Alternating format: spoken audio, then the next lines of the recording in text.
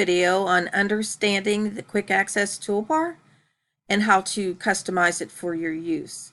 The Quick Access Toolbar shares the title bar with the title of your document and the program that you're in.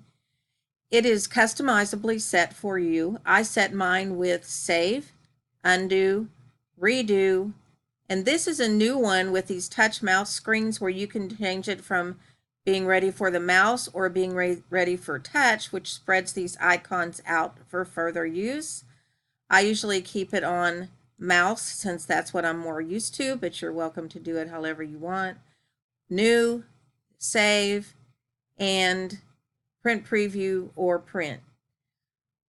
If you want to customize, you click this down arrow and you have all of these things to choose from. You can take some off, you can add whatever you like.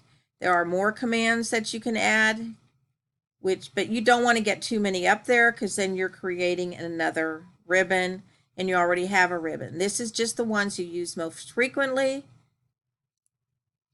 and that will help you save time in the long run.